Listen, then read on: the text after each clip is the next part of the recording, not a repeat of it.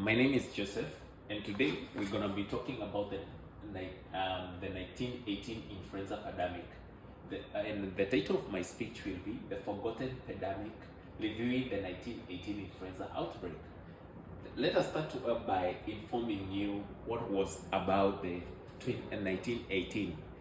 To what brought about, what were the speech purpose, what is our purpose for the speech, is to educate the audience about the 1918 influenza pandemic and its lasting globally.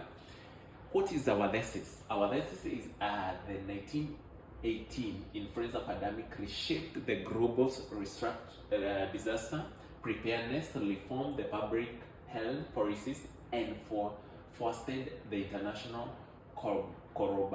collaboration in medical research.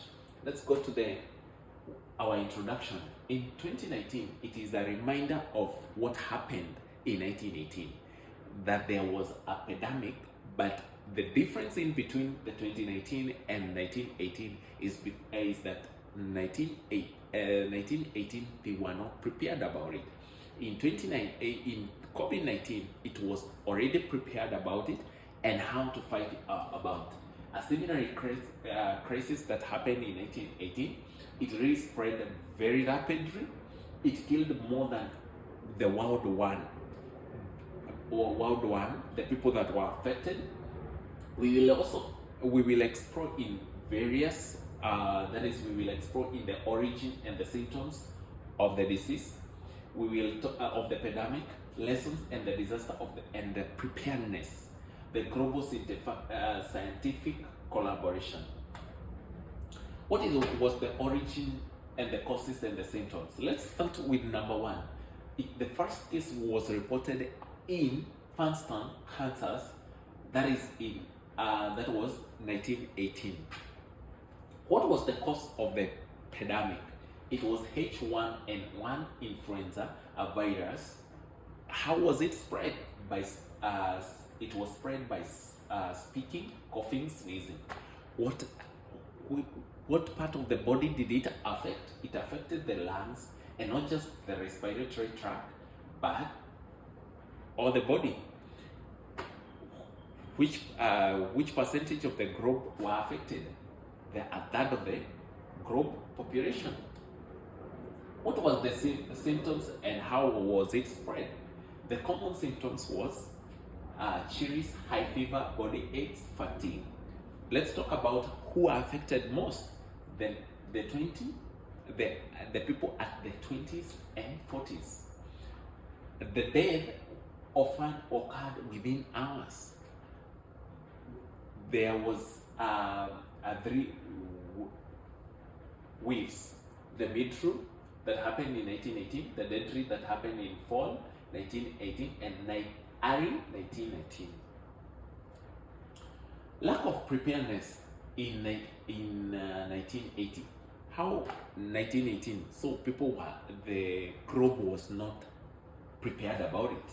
No formal disaster preparedness structure. Hospitals were overwhelmed because they were not expecting of the pandemic.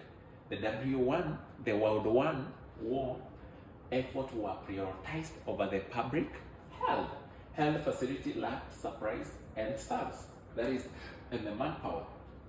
Changes that were brought about by 1918 pandemic. Countries began investing in public health infrastructures.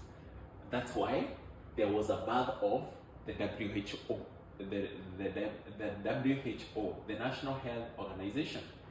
What also gave birth? The policies introduced. There was quarantine. Remember the COVID-19 closure, mass vaccination.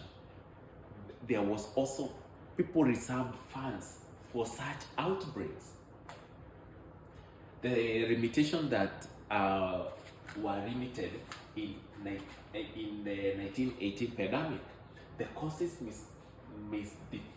defined as a bacterial until 1930s. No global scientific collaboration, World War, limit information and sharing. No infrastructure to coordinate the response. let's talk about what gave birth after 1918. There were some organization that was brought about. In US, there was a National Health Agency that was formed in 1946. In UK, it was formed in 1948. There was also a mandatory disease reporting was introduced. Structure system was for tracking infection diseases. So that's why most of our, when you go to the hospital, there must be a track record about it. In my conclusion, we will be talking about 1918 pandemic reshaped all global restructure and responses to the health crisis. In case of any outbreak or health crisis, there is always a structure to respond about it. It's part of the disaster preparedness system. There is a system to track down how many, how, where, and so forth and so forth. It also led to the public health reform and international cooperation.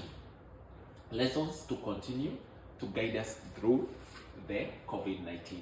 In conclusion, these are my references. You can have a look of it and you can compare. And thank you.